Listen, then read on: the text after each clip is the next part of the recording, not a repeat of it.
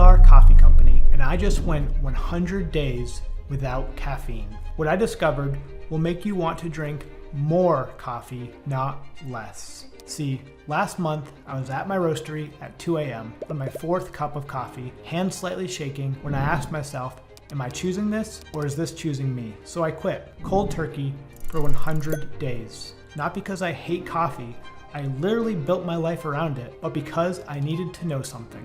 Was coffee making me anxious, scattered, and exhausted? Or was I blaming coffee for something entirely different?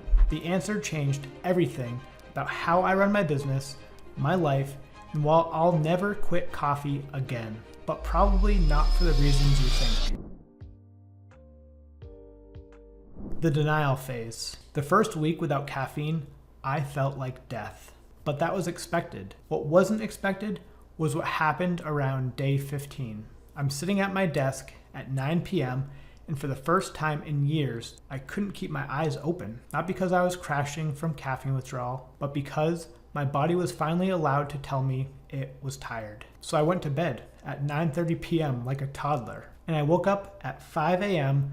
without an alarm, alert, clear, ready. That's when I realized something disturbing. I hadn't been tired because I drank coffee. I drank coffee because I refused to sleep. I was using caffeine to override every signal my body sent me. Tired, coffee. Hungry, coffee. Stressed, coffee. Bored, coffee. Coffee wasn't my problem. It was my solution to problems I refused to solve. By day 30, something weird was happening. Without caffeine to power through the chaos, I had to actually fix the chaos. Day 35.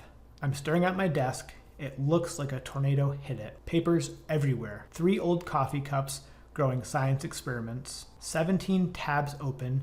Notes scattered like confetti. And for the first time, I couldn't just drink coffee and push through the mess. I had to actually deal with it. So I cleaned, organized, created systems. Not because I'm some productivity guru now, but because I literally couldn't function in chaos without chemical assistance. Day 42, I realized I hadn't exercised in months, years. Without caffeine for energy, my body felt like sludge.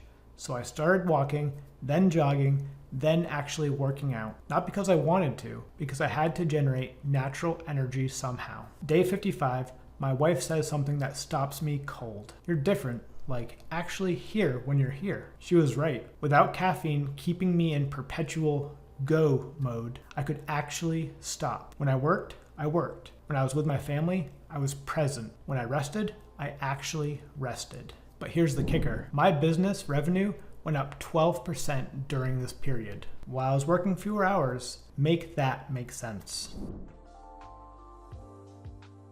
Day 73, I'm in my roastery, surrounded by the best coffee on earth, and I realized something profound. Every positive change I was experiencing, better sleep, less anxiety, clearer thinking, it wasn't really from quitting caffeine. It was from fixing the things caffeine was helping me ignore. Think about it. Coffee didn't make me anxious. Working until 2 a.m. did. Coffee didn't ruin my sleep. Having no sleep schedule did. Coffee didn't scatter my thoughts. My chaotic environment did. Coffee didn't make me crash. Skipping meals did.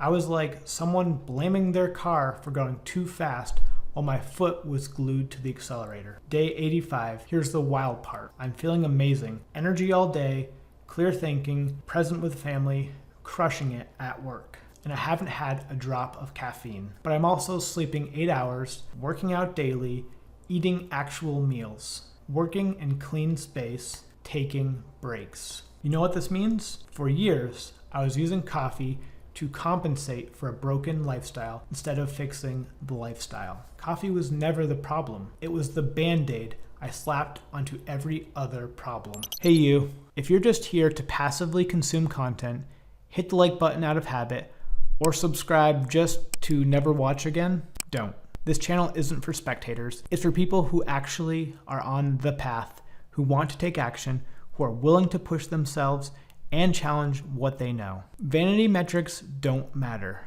Real growth does. So if this channel speaks to you, if you're ready to level up and actually apply what you learn, then stick around and please give this channel a follow. If not, no hard feelings, but this isn't the place for you. All right, back to the video.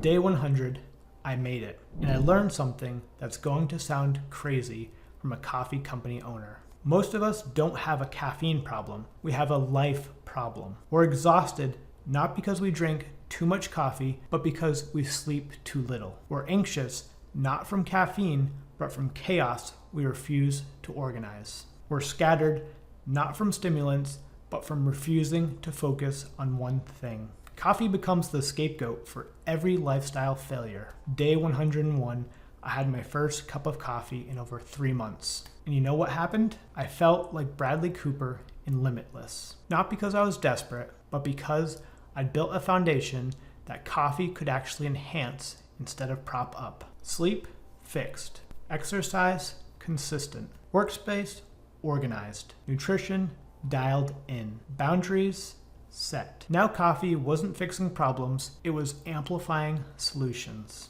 It's like the difference between using a GPS because you have no sense of direction versus using a GPS when you already know the route but want to optimize for traffic. One is dependence, the other is enhancement. So here's where we land. I'm back to drinking coffee, 2 cups a day, sometimes 3, and I feel better than I did during most of the 100-day period. Why? Because now it's a choice, not a requirement. The difference? I drink coffee at 6 a.m. because I want to optimize my morning deep work, not because I can't open my eyes without it. I have an afternoon cup because I enjoy the ritual, not because I'm crashing from poor sleep and terrible nutrition. This experiment didn't make me quit coffee, it made me appreciate it more, because coffee deserves better than being your band-aid for a broken lifestyle. It deserves to be what it is meant to be, one of life's greatest pleasures that also happens to make you perform better. That's why I'm more committed than ever